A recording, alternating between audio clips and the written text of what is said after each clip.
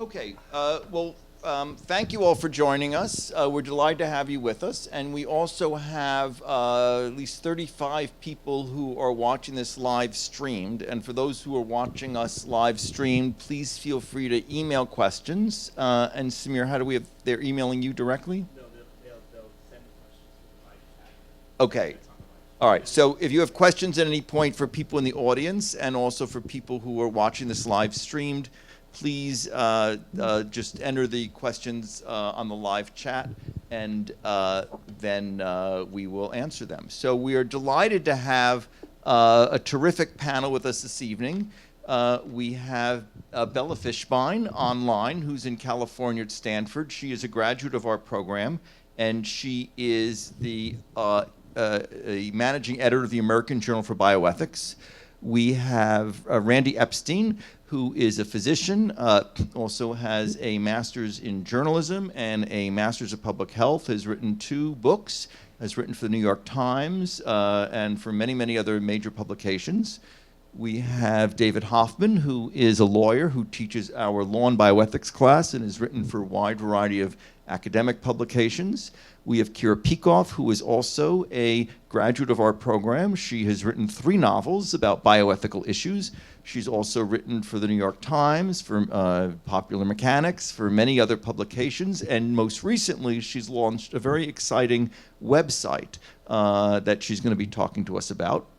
And last but by no means least, we have Arthur Kuflick, who is a philosopher who teaches our Philosophy of Bioethics course and has also written widely very important articles in philosophy. So to start, why don't we start with Randy, actually, if that's okay. And we welcome, maybe tell us a little about the things you've written and any tips for people interested in writing about bioethics, insights, etc. And for those of us here, we have to share the one mic. Okay. So thank you for inviting me. I'm Randy Epstein. I write a variety of medical articles for newspapers and magazines, but my 2 main things, I wrote a book called Get Me Out, A History of Childbirth from the Garden of Eden to the Sperm Bank, which is a great book. And I have a forthcoming book coming out in June. You can pre-order it now on Amazon, called Aroused, The History of Hormones and How They Control Just About Everything. So my writing, I would say, is not, when I was asked to talk about how to write about ethics, I would say that I don't write articles that say, here's my article about bioethics, but all of the things I write, I was trying to think of something that I've written that hasn't had to do with ethics. Everything I write, ethics plays a role. And I would say, I guess the few things that I wanted to just throw out and then we can discuss rather than sort of give my take on it, is the few things that I think about are, 1, how do you use language? Like when you're writing about something that has ethical issues, like everything, I worry about language a lot. I think we should. And if it's not an ethical issue that's near and dear to your heart, but it is to other people, how do you navigate the language? What kind of language to use? I also think about the patient stories that I use. As a journalist, we rationalize by saying we're giving people a voice. And a lot of times we are giving people a voice. A lot of times we're exploiting patient stories for our own benefit so that our chapter or our article sounds really good. One of the things that we talk about a lot in journalism is the balance between journalism rules or ethics and then the ethics of being a human being. So in journalism, if you say to someone, hey, this conversation's on the record, anything they say you can use, and that's fair game. But I tend to think that that works when you're talking to a politician. When I talk to patients, a lot of times I show them, I mean, and it's kind of not a journalistic thing to do, but I think it's like a human being thing to do. I show patients, here's the article, here's how I'm writing your story. Is there anything you want me to take out? Is there something that you said that now think that might be offensive to yourself or to a family member? So it's always navigating those journalistic rules. And let's see, I had some little notes that I looked at. And yeah, and I guess lastly is the language of ethics versus the language of writing for a consumer audience. So I tend to write to a consumer audience. And I think that, as you probably know, you're probably all entrenched with bioethics language. And I think you have to sort of jettison that and think, how can I say this so that people who aren't ethicists can understand the ethics that I'm trying to portray? So perhaps we can discuss that after. That's great. I think I'm going to go to Kyra next, because you two are writing more for lay audiences, for lack of a better term, and maybe we'll hear from you and then turn to the more academic issues. So hi everyone, I'm Kyra Peck. I have also probably not nearly as much experience, but some experience in definitely writing for mainstream consumer media outlets, and it's great to hear your take on it, because I think Randy made really great, really insightful points, especially one thing I just wanted to follow up on. When you're writing about patients, it can feel kind of exploitative because people are sharing something so personal and so meaningful to them. And I was taught, I went to journalism school too at NYU, and I was taught never show the source the story. That breaks rules of journalism. You have to be completely in control of your material and not let the sources dictate the way that they're being portrayed. But I have to confess, when I write a really personal story about someone, I do show it to them too. And that makes me feel better that you said that's okay. Just to be respectful and make sure that they're comfortable with how they're being portrayed. I think the ethics of that does supersede the journalistic stuff, at least at this kind of material. So anyways, in general, for those who want to get into publishing on bioethics, I think it's such an exciting area. Obviously, we're all here because we care about it and we think that it matters and should matter to everyone. And the best advice I can give you for trying to break into a consumer media publication is to come up with an idea that, I know this is much easier said than done, but come up with an angle that they haven't done yet in some way. Because they have their staff people and their freelancers working on all the big news studies that come out, everything that's being reported in the Times and AP and the major magazines is all going to be old news to them, to all the editors. So if you can come up with an ethics angle on, for example, a new hard science breakthrough that maybe the media hasn't done enough or a better job of really driving home and exploring, that might be something they're interested in. So I can just give an example. When I was in the bioethics program, I really wanted to write for the New York Times. I hadn't done that at that point yet. I'd written for some other places, but nothing that big.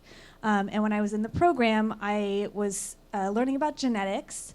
And one of the things that we learned of, or we talked about in one of my courses, was this issue of direct-to-consumer genetic testing not being necessarily very valid in its science. And so I decided to just do something kind of brash and brazen, and it was a risk, but I decided to get tested by 3 different companies, and I had to pay for the testing out of my own wallet and go for blood tests and saliva tests, and it was a big hassle. But I decided to just see what would happen. And when I got the results back, they all conflicted.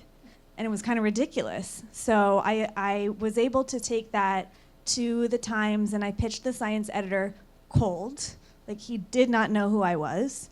I had a couple of credits to my name, like I wasn't completely inexperienced, but I had a couple of books under my belt, sure, but I didn't have major journalistic credits at that point. So he just liked the idea. And he asked me for references because I was an unknown person. I'd never written for them, so I had some references. And then he said, sure, go write the story. It sounds really interesting. So I did that. And then to my great astonishment, it ended up becoming the #1 most emailed story for a week. And it started on the front page. Yeah, it was on the front page. The New York Times, into the science. Yeah. It got picked up by a lot of other places, and then I ended up going on Fox News to talk about it. So it was just like this big explosion that was really crazy. I haven't been able to hit that out of the park again, just like that, unfortunately, yet. But the point that I'm trying to make to you guys is, if you can come up with some curious or intriguing ethics angle on an already known science or emerging science in some way, and then pitch it to a publication that hasn't done that angle yet, then that's probably your best your best bet. You want to talk about your new venture? Yeah, sure. Shameless promotion, I guess. Thank you. So I was recently named editor-in-chief of a new online magazine called Leaps, L-E-A-P-S, leapsmag.com. And we're all about innovation and ethics in the life sciences. So it's pretty cool because it's exactly the kind of stuff I went to Columbia to study. And the reason that the magazine was started was because there really isn't a consumer publication geared towards innovation and ethics. They're always hard sciences or really, really broad about the sciences. But this publication is really the first one that's about ethics itself and how should we deal with emerging technology. So we're publishing a lot of different experts in different viewpoints, in op-eds, and also journalistic narratives about complex questions in the life sciences. So if anybody wants to learn more about that or is interested in pitching me a story, come talk to me. For the people online, do you want to give your email address or how they should contact you? Sure. If you just go to leapsmag.com, you can find all the info there. So put the person Yeah, on so the let's side. have Bella next. So Bella, welcome. Bella Fishbein, as I mentioned, is the managing editor of the American Journal of Bioethics and a graduate of our program and has a different perspective on publishing and publishes other kinds of things. So Bella, welcome and thank you. Thank you. Thanks for having me. Can you guys hear me okay? Yes. Yeah, okay. So I'm going to talk to you mostly about academic publishing. And I have not published very much, but I have read a lot of manuscripts. I've been the managing editor for the American Journal of Bioethics for the past 3.5 years. So I just want to talk to you about some of the common problems that I see in submitted manuscripts and give you some suggestions and tips that hopefully will help. And then I'll also talk about what happens when you submit a manuscript to us, just so you know what happens in the review process and it doesn't just feel like one big black box. Okay, so common problems that I see in submitted manuscripts. The most common one, honestly, is just that it's not suitable for our journal. So a good article for something like A Job is not the same thing as a good article for JAMA. So before you submit to a journal, get to know it and get to know the audience. Read the journal itself. Hopefully you got into bioethics because you find it interesting. So hopefully this will be an enjoyable experience to read the journal and the literature. Second most common problem I see is that the article doesn't engage with the literature. It's not well referenced. So for example, if there was an article about brain death and it didn't reference James Burnett, just as an obvious example. So it's really important when you submit a piece to do a really thorough lit review, and hopefully you're working with some co-authors who can help you with that. And then the third most common problem that I see is just a lack of content. So it's really important to think about where does your work sit in within the wider scholarly landscape with the articles that are already out there? Which gaps does it fill? This sort of thing usually comes out in peer review. So when your manuscript is sent out to external experts, it's really the most common reason of rejection, just because of lack of content or clarity. All of that said, from all of the submitted manuscripts, I have never seen a manuscript that gets accepted as it is. So if you submit a manuscript and you get a revise and resubmit, please don't be disheartened. Take those reviews, revise your paper, and resubmit it because the editors do want to see it again. No paper has been accepted right off the bat in my 3.5 years at A Job. So at best, you'll get an accept with revisions. At worst, you'll get a rejection, and a revise and resubmit is a great thing to get. Take the reviewers' comments.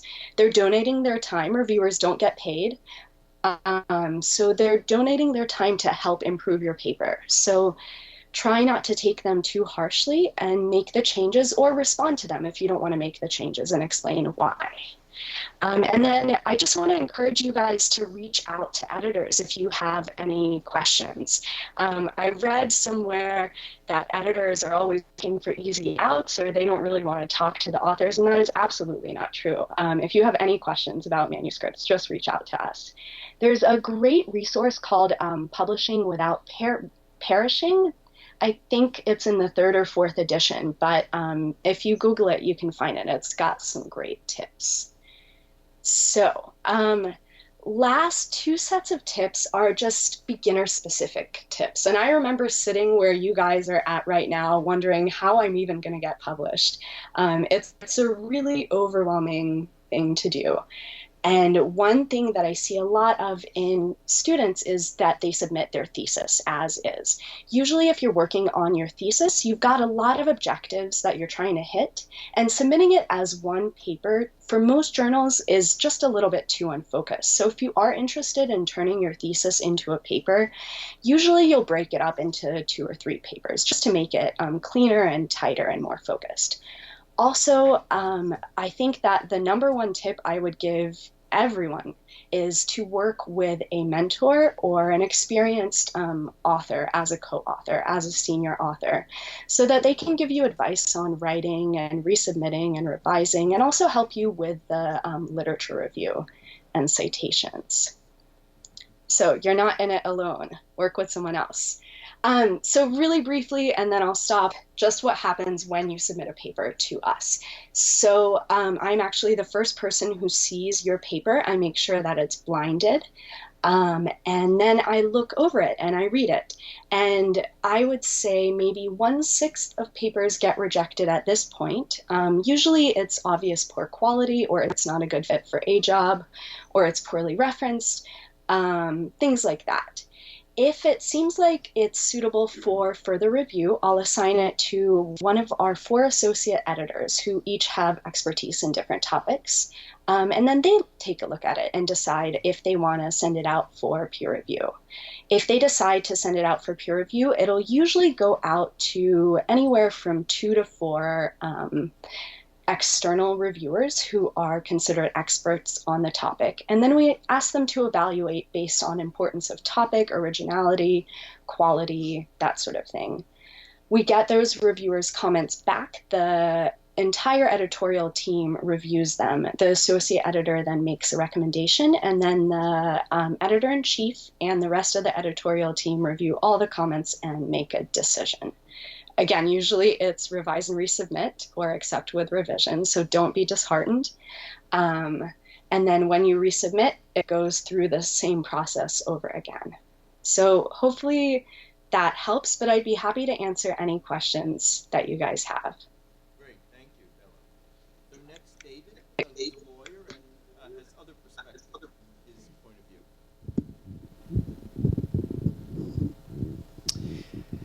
So first, let me say that this is an amazing time to be working in bioethics, and it is an amazing time to be writing about bioethics, because everything is changing so quickly, and there is such a need and a thirst for information across disciplines. And so what I think most of us probably love about bioethics as a discipline is that it is inherently multidisciplinary, right?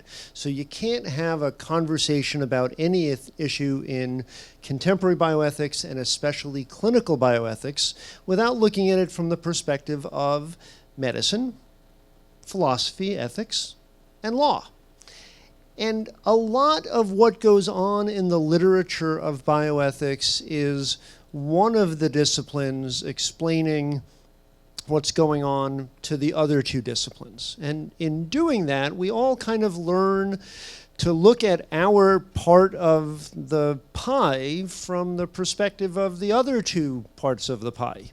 And that's a lot of fun. And there's so much to write about. There's so much to write about at the academic level in each of our 3 disciplines, and so much that needs to be described to the public at large through lay publications. So lots and different kinds of opportunities.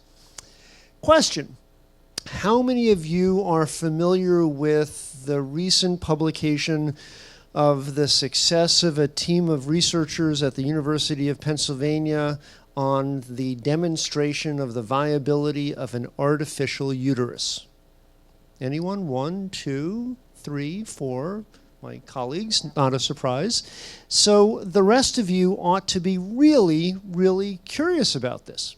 And you should be curious about it from the perspective of medicine, ethics, and law, because there are enormous implications across the social spectrum from this one technological development. And I have to tell you, I read the article that came out in Nature, and they had a picture of the thing. It is completely unimpressive. It looks like a 1,000cc IV bag.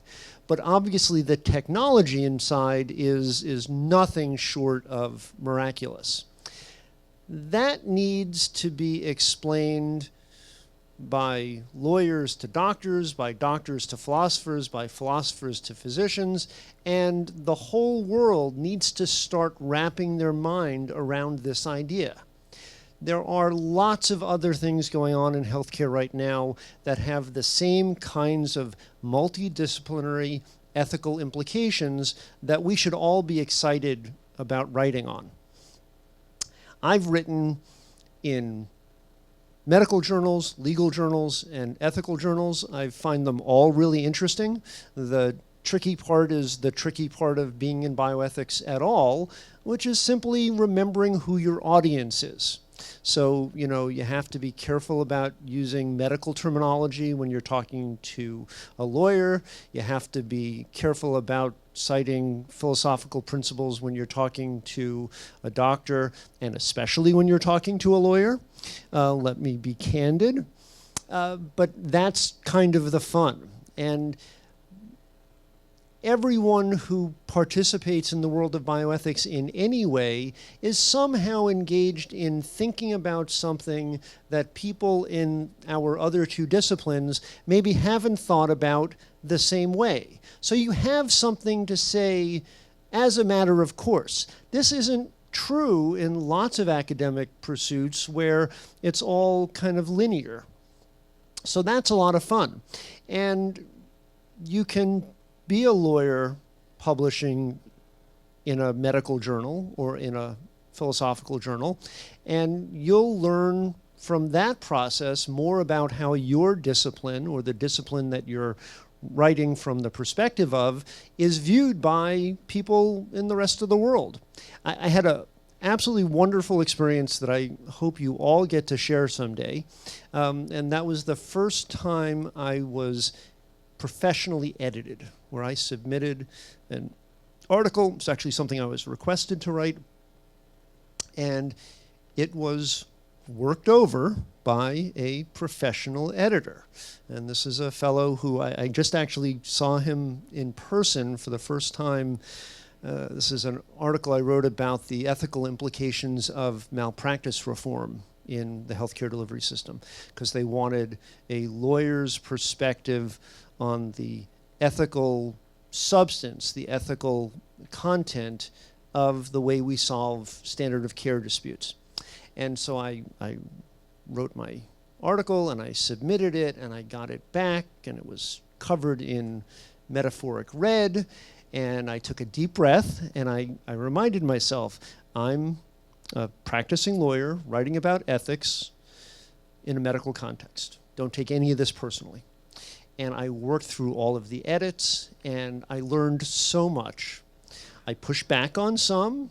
A lot of it I accepted as a matter of faith, that I had never written for the Hastings Center report. I'd never written for a philosophical bioethics journal, and it worked really well. And I have carried those lessons with me throughout my career and throughout the writing I do, because it enabled me to understand sort of at a gut level what it means to speak to well-educated, skilled, successful professionals who know nothing of one or two of the other disciplines of bioethics. So embrace that opportunity. I urge most of my students in the bioethics program to seriously look at using their thesis as the start of something to be published, because I am continually amazed at the quality of the research and the intellectual curiosity and the actual craftsmanship of the writing that we see in the bioethics program. And most, if not all of it, is of enormous importance and interest to someone. So there's an audience out there for you. And as Kyra said, you need to find something that's slightly interesting that hasn't been looked at before. And if you're writing in an academic journal, you need to make sure that you do all of the basics. You need to do your research. You need to make sure that no one has written what you're writing recently. And if they have and they're saying the same thing you're saying, you need to find a different angle. More likely, what you're looking to communicate to either a academic audience or a professional audience or a lay audience is going to be slightly at odds with the opinions expressed by someone else in their writing, and that gives you something else to talk about. So it is a really exciting time to be writing about bioethics, just as it's a really exciting time to be working in bioethics. So just start writing. Some of the best advice I ever got was from the dean at the law school where I teach, downtown Cardozo. He said, you know, we all love researching, we all love reading. It's part of what brings us into academics. Write something every single day. Even if it's just another outline for another idea that popped into your head, if you get in the habit of putting pen to paper with some ideas or thoughts every day, the writing will just flow. Great. And last but not least is Hello. Hi, everybody. Well, we're very proud of Bela because she was the first student we actually admitted to our program. Right, when we were late in the fall of that particular opening year. I'm very proud of you as well. How many novels do you have now? 3.5. And which of them are being made into movies? I'll get back to you. Okay. And that article that was so famous, it started on the front page, as we said, right? So I remember about 6 years ago, we gave a panel like this, and it was really packed with people from other institutions around New York because nobody had done it. And one of my former colleagues said, well, one thing about bioethics, there's not too many journals you could send your piece to because there's not too many journals that really publish bioethics. Well, even then it wasn't really true. There were probably a dozen really good ones, but now I see a website that says the 50 top journals for bioethics publications. So as David said, this is a very growing field. I do think that different journals have different tones and different scopes to them, and you have to sort of look up articles and see what's doing in that journal to get the sense of it. I think Bela's journal, I think, likes novelty, likes people writing about things that they are relevant topics, but they haven't been worked over too much. They're new and fresh, but they have some more traditional topics as well. Other journals, I think, if you've figured out how to make a map of all that's been going on a very familiar subject and really relate everything to everything else in a new, insightful way, they won't say, well, that's too old. So, for example, the most cited article, I have a website here I just happened to pull up. As of May 2016, where did I put it? Here we go. The most cited article had 28 citations, withdrawing artificial nutrition and hydration. That's not, a novel topic. That's a very famous topic. From Minimally Conscious and Vegetative Patients, Family Perspectives, Journal of Medical Ethics. It's got the most citations of anything. That's a fairly central topic. It's not like somebody, I never thought of that one. That comes up. So I think, don't be afraid. I mean, I love Kyra's idea that if you read the papers and you'll see something come up, and it's not being discussed particularly ethically, but there's a lot of ethical issues raised by this. I think that's a wonderful idea to get ideas, sometimes bringing in traditional ideas for brand new situations, and then writing about whether or not we need some newer ideas in addition to the traditional ones. I think that's one good way to go. I think, obviously, if it's something you care about a lot, that's always good, to go with your passion. If you care about it enough, you'll put in that extra concentration and focus and work and get a draft that somebody says, this is pretty good, but why don't you revise it? You'll feel up to doing that if it's a subject you love and you care about. Now, on the journal subject, we sometimes have had a little handout. I guess we didn't have it this time, but let me name just a few familiar names of considered to be very high-level, high-quality journals of bioethics. Of course, we would say American Journal of Bioethics, because Bela is with us, and we're very proud of how she's what she's done since graduating from us. But of course, there's also the Journal of Medical Ethics. There's Bioethics. There's the Hastings Center Report. There's the Cambridge Quarterly of Healthcare Ethics. These are all that coming out of England, obviously. And my favorite title, Bob probably knows this journal much better than any of us, the Journal of Empirical Research on Human Research Ethics. Told them they should change their name. They didn't listen.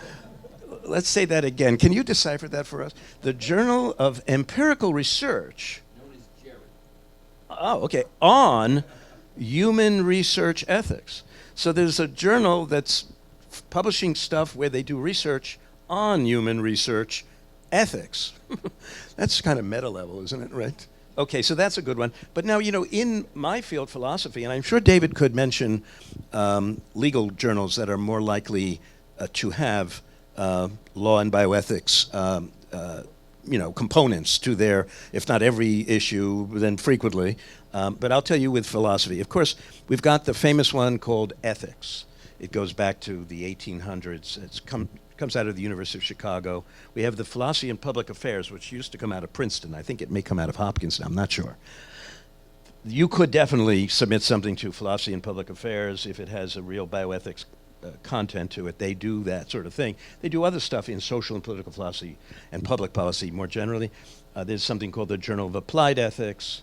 There's Social Theory and Practice. There's a lot of philosophy journals that have a specific ethics component. And then there's the grand old journals, the Journal of Philosophy, which is produced out of Columbia, the Philosophy Department building, and the Philosophical Review, which comes out of Cornell. You might say, well, that must be very abstruse and abstract and very, very philosophical, but actually the most commonly cited anti-abortion article ever published was published in the Journal of Philosophy. And in the Philosophical Review, only a few years ago, they published an article, and this is supposed to be the highest quality philosophy journal of them all, which I think was a piece of junk. So I think you have better papers that I've read than this thing, but it was very bioethical. It was about whether we should consider the egg, one of you wrote about it just recently, whether if the zygote is someone, then the egg is someone too, was what the guy did. I think he didn't do the best job, but they published it, and that's supposed to be one of the hardest philosophy journals to ever get into. So I wouldn't even despair about that. If you think you've gotten to a point of a certain scope of general insightfulness, try one of those philosophy journals. But certainly Ethics, Philosophy and Public Affairs, Journal of Applied Ethics, those are good possibilities. And those top bioethics journals. What would you add to the ones that I mentioned before, Bob? The American Journal of Bioethics, the Journal of Medical Ethics, Bioethics, the Hastings Center Report, the Cambridge Quarterly of Healthcare Ethics. I've got some medical journals too. New England Journal of Medicine publishes some stuff. JAMA, Journal of the American Medical Association, Lancet, Science and Nature. The piece by Wertheimer and Emanuel was actually in Science, a 2-3-page piece. What are some other journals that you would turn to for bioethics, Bob? Yes, here. So there's also the Journal of Law, Medicine, and Ethics is a good journal. There's also, there's been a move to have open access journals. So there's BMC, which is Biomedical Central, which they are open access. The author has to pay, however, about $2,000. Now, on the other hand, some of the articles that I've written that are most cited are so there's BMC Medical Ethics. But because it's open access, many, many more people read it, actually. So if you have a grant, I've had grants in the past that covered that. And similarly, there's PLOS's Public Library of Science. And PLOS also is open access, again, $2,000. Now, I need to warn you that because of the success of BMC and PLOS, there are now many, many open access journals that ask you to pay that are no good. So I get emails every day from Journal of Water Bottles and Ethics, or Cell Phones and Ethics, or some that have misleading titles. Journal of the American Ethics Journal. They make these up, and they'll say Yes, right. So we'll publish your article for $2,000. Thank you very much. Would And a good rule of thumb be if you're getting an email from someone asking you Yes, to correct. publish, hit delete. Yes. Because PLOS is not going to be Right, emailing correct, yes. you. So Right. with open acts, I would stick to PLOS and BMC. However, those are the ones that charge. But there are many, many others that do not charge. I think you mentioned the big ones. And I should also add that depending on the field, so I've published articles on ethics of reproductive technologies. Some I've published in ethics journals, but some I've published in fertility and sterility or human reproduction or human fertility. So again, if you're writing about, for instance, an issue of, surgery and ethics, you can either publish in an ethics journal or a surgical ethics or surgical journal. Similarly, I've written articles on ethics of genetics. Some I publish in ethics journals, some I publish in genetics journals, genetics in medicine, for instance. So medical journals now, pretty much all of them will take an occasional ethics piece and often an op-ed piece. So it's important to think broadly. And one way to look is when you do a good literature literature review, is see where the articles that you are citing have in turn been published, because that suggests that those are journals that are interested in ethics and blank. So, Arthur, so I'd like to open the floor up a little bit, maybe some final thoughts, or Arthur, I didn't want, if you want to. One very narrow thought. David was telling you about a development with an artificial uterus. One of our students graduated having written her just about 2 years ago a master's thesis on uterus transplantation. That was Rebecca Vernon, a graduate of Duke, and now our graduate. So our students are onto those sorts of things. They're with it. I would just say that there's a lot of places to potentially submit your piece, and that you might want to, look at the articles you've read in one or another of your courses and see where they came from, and poke around a little bit in each of those journals to see what the tone of the journal seems to be, the scope of it, and the kind of things they do publish. But not be discouraged to, either work over a familiar topic where you feel you've got something, if not new and different, but something maybe more integrating or synthesizing. That's a great thing. Or if you do as Kyra was saying, read the papers and find some current developments. Some of you know from my class, we looked at a couple of these, which are mind-blowing, really, how many issues are raised in one and the same, oftentimes tragic circumstance. I think, loving what you're doing and putting yourself into it, and persevering, you will have some success sooner or later, especially when you go through our program, but not necessarily.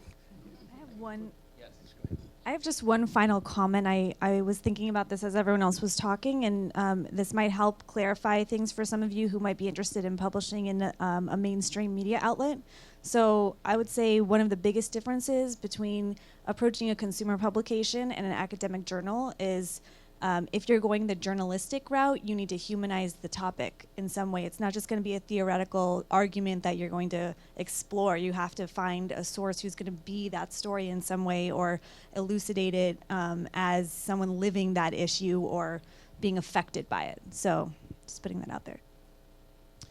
There's also a middle category of publications that we sort of glossed over. There are a vast number of professional journals for narrow little slices of our three disciplines within bioethics that are always hungry for an ethical analysis of their area.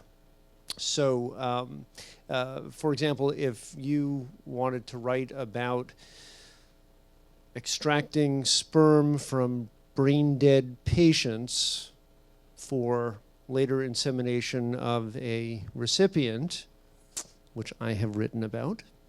It was a case study, a patient that I consulted on. That's something that's of interest to a medical journal. It's also something that's of interest to a medical ethics journal or a professional society journal for case managers and quality assurance personnel. There are all sorts of opportunities to publish in that area. A lot of what we do has enormous public policy implications. So health affairs wonderful journal, publishes on a variety of subjects, and they have been very, very welcoming of bioethics topics over the years. And we ought to mention the program's own journal, right? Voices in Bioethics. Sarah Bechtel-Cascadden just walked in. She's the editor-in-chief of Voices in Bioethics. It's another online journal and a great place to start as well. And I just want to give a plug for Voices in Bioethics. The website is voicesinbioethics.org. It's a student-run journal, and we have students from all over the world who work as editors and as authors. We have students write op-eds. They write media reviews of the latest episode of, Orange is the New Black, if it raises ethical issues or whatever, or films, novels, etc., TV shows, and has a number of other features. We have students who interview in depth a major bioethicist and write about that.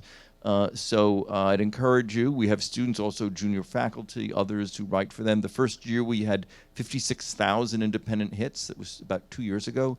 So it's really hit a niche. It's really filled needs that aren't being met otherwise. Students have had their work anthologized in textbooks after publishing there, et cetera.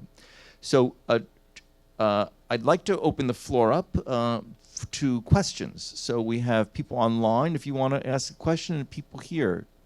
So the floor is open. Don't be shy. Yes, in the back. I've seen in some of my research in academic journals, an author will write like a response paper to an article that's already been written. And I was thinking about trying that approach as my first stab at getting it published, actually more on the philosophical academic side. But I was wondering what you think of that as a tactic. So the question was that there...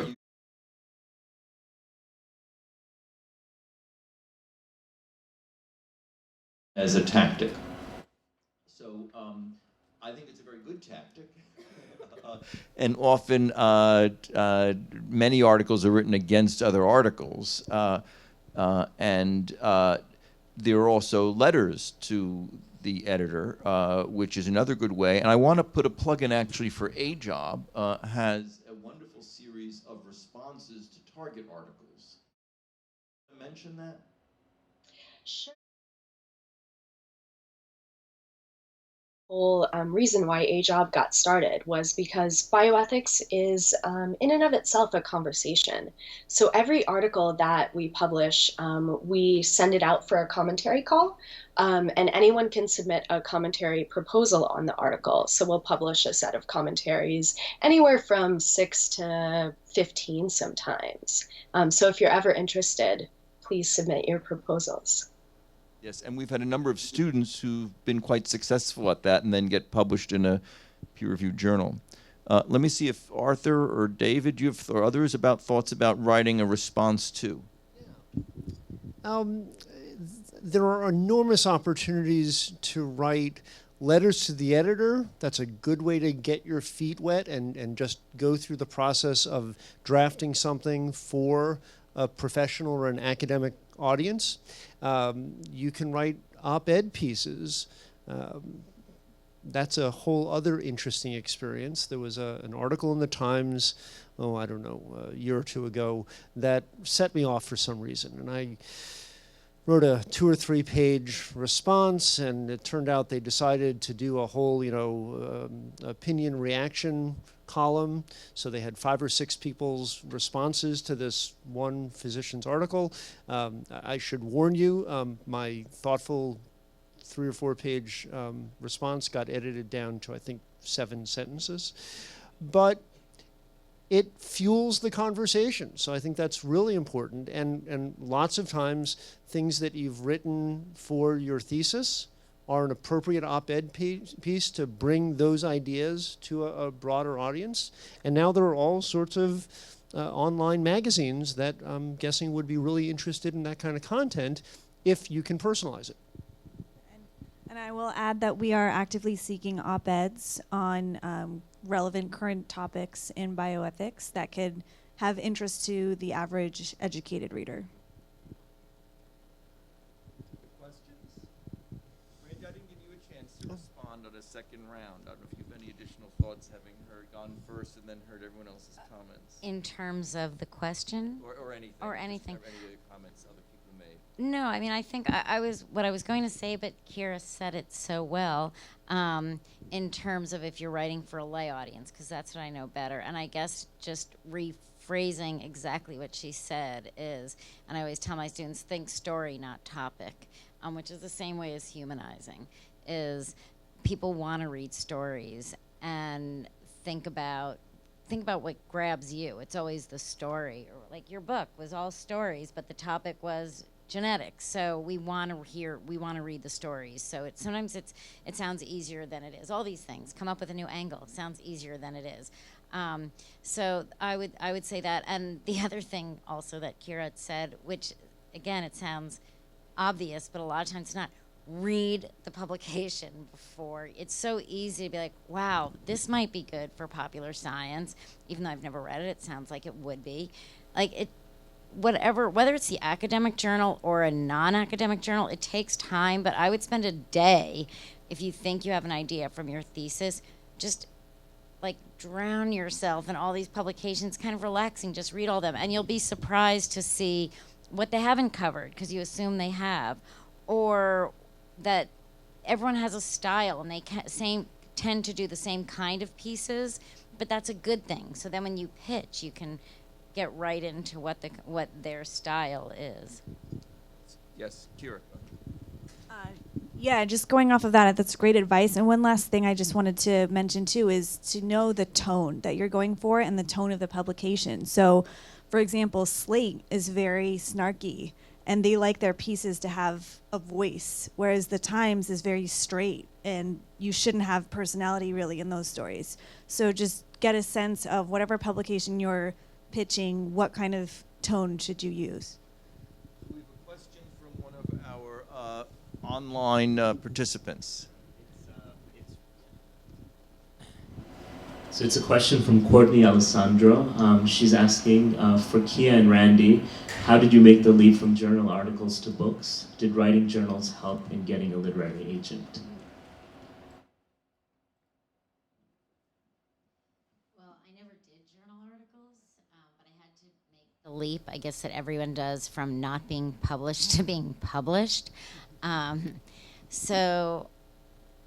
Well, I started, I guess for me, I went to Columbia Journalism School, and I just started freelancing. And again, I did some publications for doctors, but they weren't academic.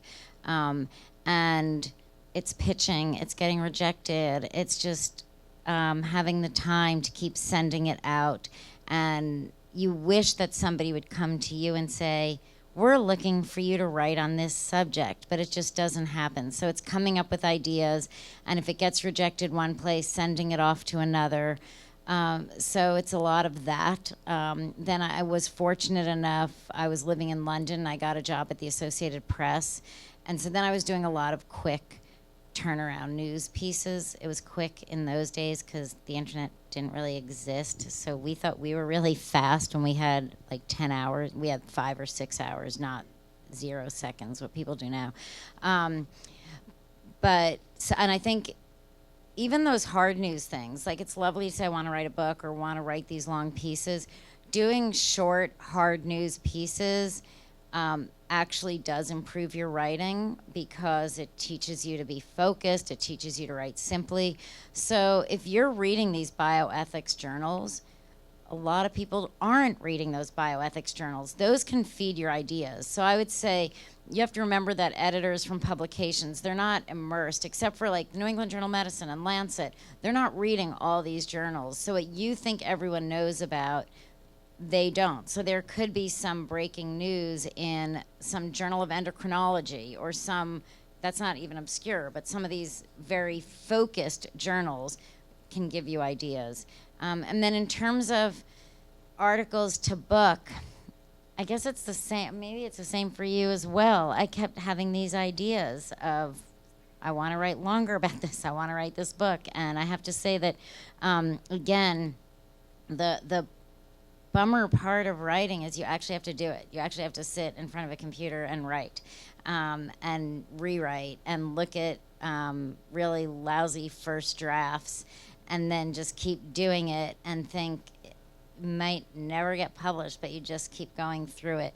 So a lot of it's that, and I just had to, at a certain point you have to say, let me pass this around to agents, and so I'm not sure that helps so much. I guess writing is doing, but there is a voice. I mean, anybody that's coming out of this program has a very unique voice. People don't think in terms of bioethics. I mean, except if you're a bioethicist, and you all are. And that's a very unique take. It's also the take that people want to hear. Most people, when you think about medical advances, like the artificial womb or any of these things, most people in the world, they don't want to read about the electrolytes that are in that baggie. I did, because I'm interested in medicine, and I kind of read, it's just kind of like clear Gatorade right now, and the researcher admitted that they need to advance it. But most people aren't interested in that. They're interested in the ethics of it. So I do think, that it's a great angle to take, the ethics angle, and it takes just pitching. What Kyra did, you had a front page article off that, so. I don't know how to replicate that, but it's really also the luck of timing, and maybe there's a slow news day that my article came out, so that was helpful.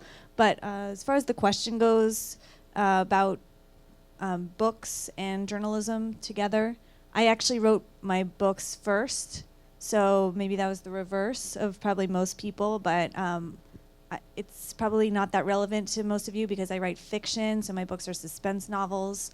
They deal with issues in bioethics in like a very exciting, high-stakes type of way. So finding an agent for those books was just a completely different ballgame than getting published in bioethics. Like, couldn't be more unrelated. If anyone has more specific questions on getting an agent for a book in that world, I'm happy to talk about that, but that's very off-topic, I think. Other questions in the room? We have a question online again.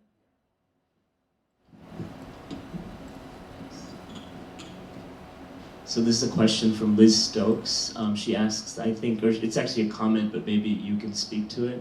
I think it is important to acknowledge that bioethics covers more than medicine, ethics, philosophy, and law, but many other healthcare professions such as nursing, pharmacy, dentistry, social work. Yes, I think David was just using that as to illustrate the range rather than other things. Also theology, for instance, I would say social science, sociology, anthropology, psychology, the arts, and well, I would say so. Thank you. I don't remember the comment, Liz. Yeah, one of the articles I wrote recently was for a risk management journal, a clinical risk management journal, because they wanted to understand the ethical implications of the changes in licensure and authority for nurse practitioners. Right? This is a huge topic.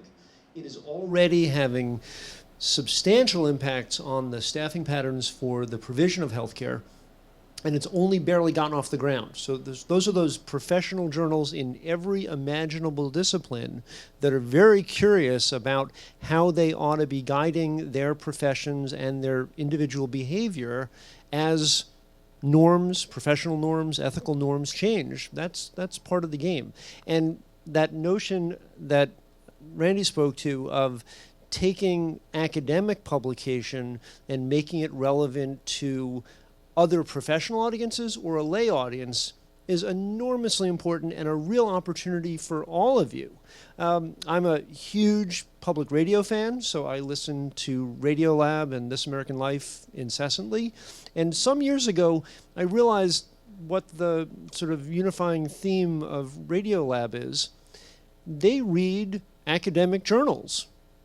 Lots of them. And they find the interesting story buried in the science or the technology, and then they sprinkle that magic dust on it and make it just come alive as a narrative, which if I could figure out how to do that, I'd be a happy camper. So we have, anyone in the room have questions? Yes. I don't know anything about bioethics. Okay. But I'm a clinician. We also work a lot with health information technology. And there's just so many issues, ethical issues that we've run across in our daily work. So I'm just wondering, how can we start to collaborate with other bioethicists to start touching on some of these issues and working them through? So the question was, someone who works in clinical work and in bioinformatics runs into a lot of ethical issues, is not a bioethicist, how could they collaborate? Well, come talk to us. So we have a wonderful course we've started on e-health and ethics, for instance, and we're doing a lot of work in e-health and ethics in related areas, and would love to talk with you. So, and again, I think all of us are, here at Columbia at least, and I know other institutions, we're fortunate to have a lot of people from other disciplines and schools and do a lot of work. We have people from journalism here at Columbia, from the law school, from my own appointments are primarily medicine and public health, people from philosophy, law, business school, international public affairs, et cetera. So it is very interdisciplinary. So come talk to us. John, did you have a question? So it's a bit more specific, and probably mostly for Arthur, but of course, if anyone has thoughts. I have a philosophy background, so my writing, work before has been geared towards philosophy. What would you recommend in terms of making the transition to writing bioethics? What sort of changes do you see in how writing style, tone, just all of that? So how to change from philosophy to writing for bioethics? I'm going to pass this down to Arthur. Well, actually, I don't think it would require a whole lot of change other than having some bioethical content to what you do. But all the great skills of clarifying what the subject, what the issue is, and distinguishing things that need to be distinguished and not jammed together, seeing how a kind of argument is working and what is it based on, what kind of common ground is it trying to appeal to on behalf of a more controversial, not so shared conclusion. I'd say a lot of those philosophies, all these journals I mentioned before, the Hastings Center Report, the Cambridge Quarterly Journal, the Journal of Medical Ethics, they appreciate very well crafted, clear, well-reasoned, philosophically tight pieces. But I just want to comment further. Maybe you could be more concrete about why you think that would be a transition rather than just a kind of further application of your philosophy skills. Do you want to say a little more about that? What makes you think it would feel different or have to be so different? I guess I just get the sense philosophy writing is always a lot more sort of technical and sort of abstract. A lot of concepts, a lot of citing different million different people. And bioethics always seems there's a lot more. It's concrete examples. It's sort of you're not able to sort of change the thought experiment as you want to make the argument more interesting. You're stuck with facts of the case. You have to work around that, and that seems to affect how you have to write and talk about the issues. I don't want to get too abstruse here, but you may be familiar with the phrase. It was actually in that Beecham article called reflective equilibrium. It comes from John Rawls, a famous Harvard philosopher. What he's really talking about is traveling back and forth from big ideas and big pictures that you might associate with philosophy to more specific and concrete circumstances and situations. And so good philosophy, good moral philosophy is going to make that journey back and forth, this seems kind of really wrong. What's wrong about it? Let's go back up to some larger ideas. Well, that doesn't quite explain all that's wrong about this. Maybe we need to find, to tune up our larger ideas a little bit. Or maybe we have larger ideas that we think are going to apply and they have some implications which, upon reflection, we can't really stomach. So we have to do something with our larger ideas. That, like utilitarianism is often like that. Seems so plausible, has seemingly implausible implications. Can we refine it, or do we need to have an alternative, like deontology or Kantianism? So this traveling back and forth, good philosophy, especially in ethics, does try to make contact with concrete, real life situations. If it's political philosophy, then it's things like slavery is unjust, censorship is not a good thing, and so forth. Well, what's the political philosophy that would best fit with some of those concrete ideas? Well, if it's bioethics, think about some of the things that seem intuitively plausible. How can we give a coherent and cogent, larger picture on why those things strike us the way they do? And here and there we have to adjust on both ends. Some of the things we thought we knew and understood concretely, well, we have to tweak that a little. Some of the bigger ideas that we think are going to shed a lot of light, we need to tweak them a little bit. By trying to make those levels fit together. The biggest picture level, we've got these big ideas, right? And the concrete, specific situation level. So at least that school of philosophy, which emphasizes this so-called reflective equilibrium, you get into equilibrium by going back and forth from specific situations to bigger ideas, back down to specific. So I think it works. I did want to say one thing, or maybe two things, about the value of starting out responding with a criticism of something that's already there. So first of all, it is a good way to sort of spring off. That's not right. Let me say why I think that's not right. But I think you might sometimes be surprising yourself if you ask yourself, well, implicit in what I'm saying against this, there might be some positive things that I'm actually offering. In order for me to find this problematic and to give these criticisms, there's a more positive program that I'm beginning to work out for myself. So if you could, start with some criticism and say, well, am I just hacking away at this, nickeling and diming somebody? Or implicit what I'm saying, maybe are the seeds of some really good ideas that I should also offer. And maybe that would help a criticism be published. Namely that you're not just chopping at something, but that in doing that, you're bringing out something that's been neglected or something that needs to be developed further. Even if you don't develop it in this short critical piece, you at least offer it or expose it. And they say, wow, this isn't just some little hack criticism.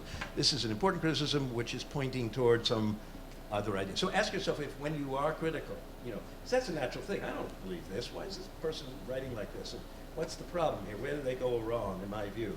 When you see where you think they're going wrong, ask yourself, what more positive idea or ideas am I really implicitly drawing on to make this kind of a criticism? And over time, try to develop your own positive stuff. So you're not just a critic. You actually have something to offer. Great. We have a question over here. Yeah, thank you. So I had a question about length for journal articles. For the philosophy books in the MBA, I had a really famous article. It was 3 pages long. I just read a law review article that was 50 pages long the other day. And I'm wondering if there's a sweet spot for new authors to say, try and condense your article to 30 pages, 50 pages, 20 pages, and maybe for a panelist from, So the question is length of articles, or some articles that are 3 pages, or law review articles that are 100 pages. I would say journals usually specify the length and have a usual length. So many medical journals specify 3,000 words, for instance, New England Journal of Medicine or JAMA or Science, for instance. Law reviews tend to be longer, and other journals, etc.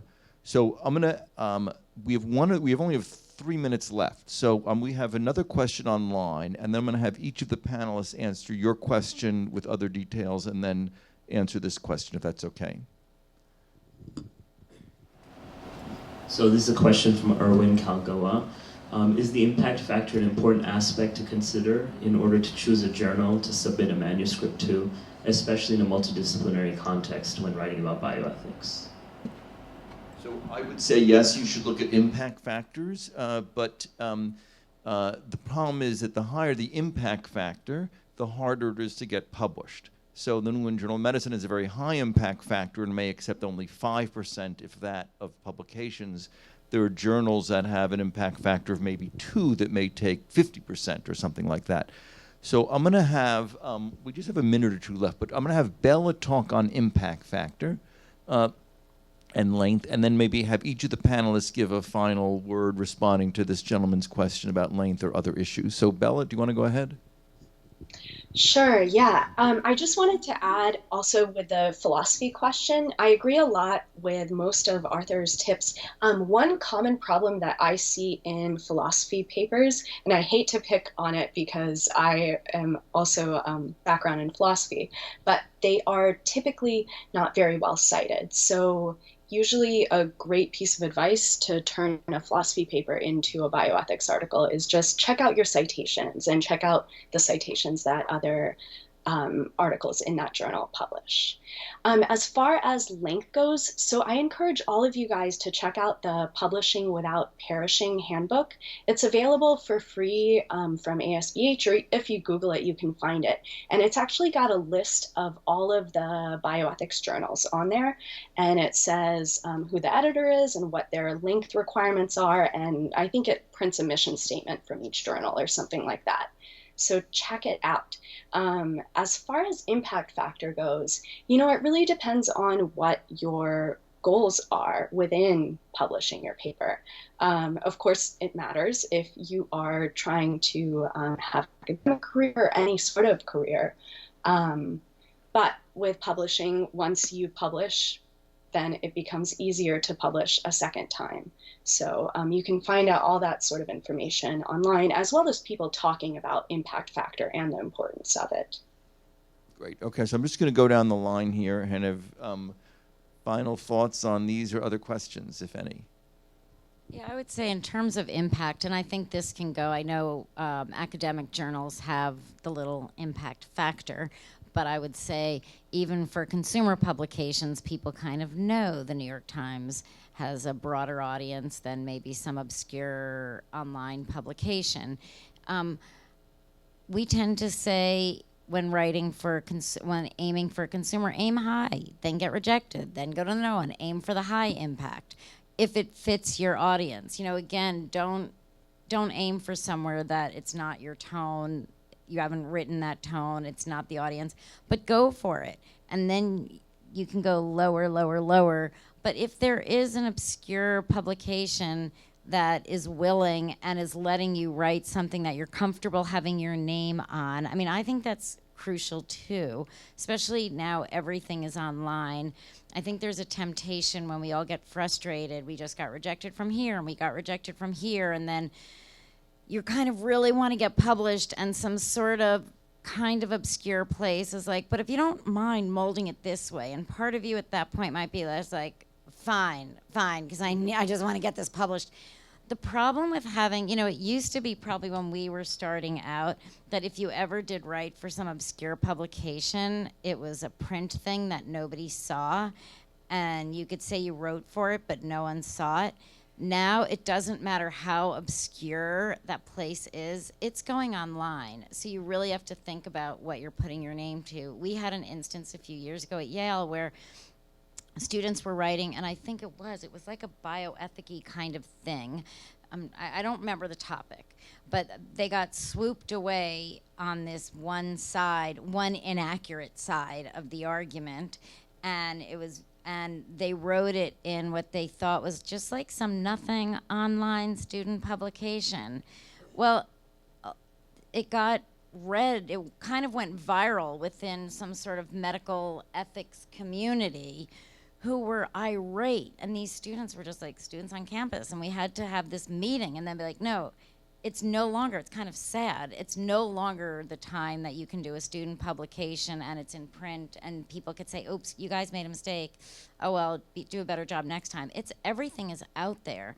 So on the one thing that's scarier, but on the other hand, it means like be true to who you are and be true to those facts. And it also means, it also allows you through all the social media stuff, Facebook, Twitter, Snapchat, Instagram, whatever all these things are, that if you end up being happy with the writing and your piece and proud of it in some lower impact place, publicize it, get it read. You have more, we're actually at a great time that you have actually more control of spreading the word of this lower impact piece. So I wouldn't let that deter anyone.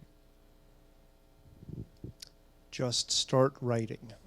Think of something interesting to say or a perspective that hasn't been fleshed out, and just start doing it. It flows.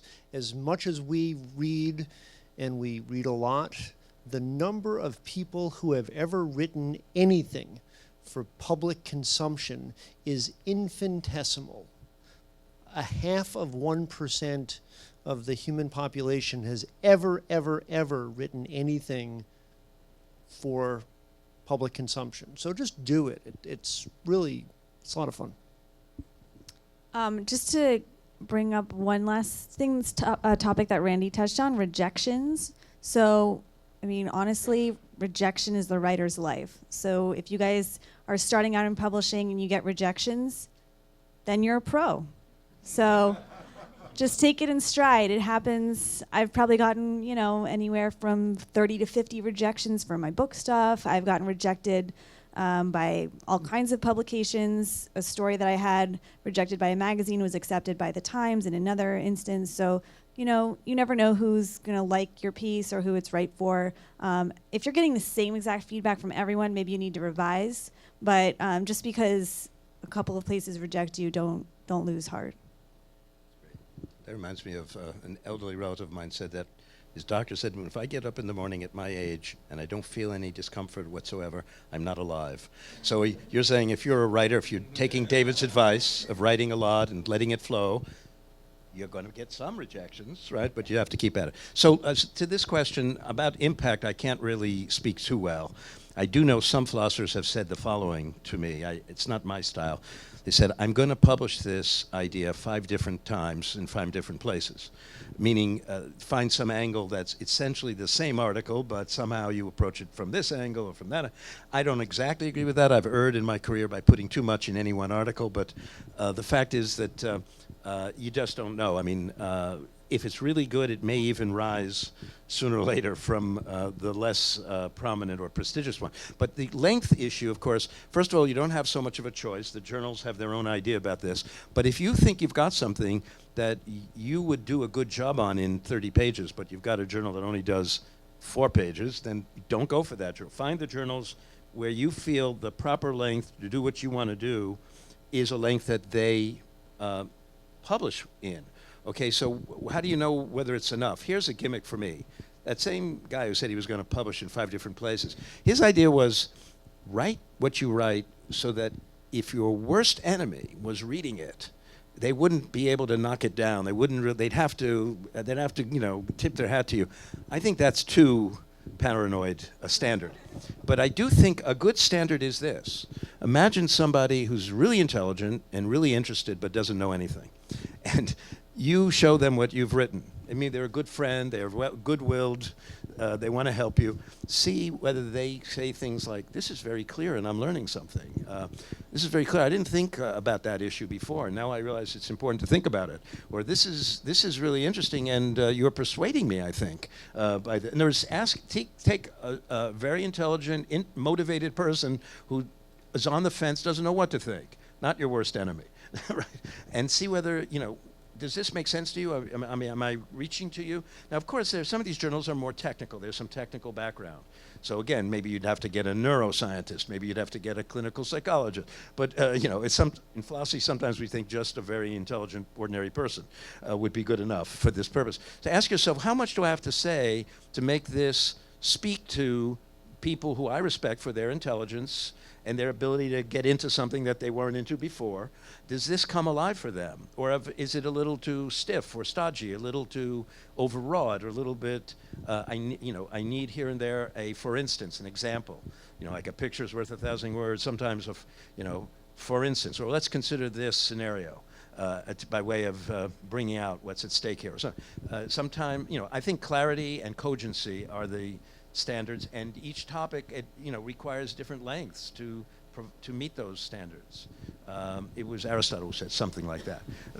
There's some subjects you can't beat them to death. There's certain things you can say and you can't get more precise or exact. Other subjects warrant a certain greater degree of detail and precision. See what you think the subject matter that you're interested in and what you want to say about it. What length does it, in your mind, naturally come to? And check it out with somebody.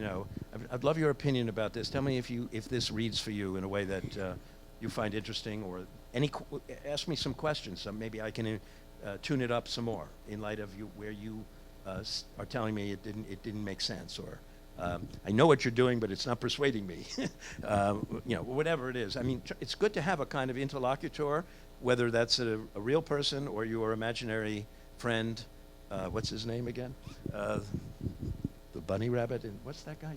Jimmy Stewart was in a movie like that, right, where he had a fantasy companion. I think that's, obviously in philosophy, the earliest format was dialogue. So if you don't have somebody to talk to yourself and say, well, if I didn't believe what I believe, here's what I'd be asking myself to say more about. So that's my thank you so much. Well, please join me in thanking our wonderful panelists for an extraordinary evening of thoughts. For those of you online.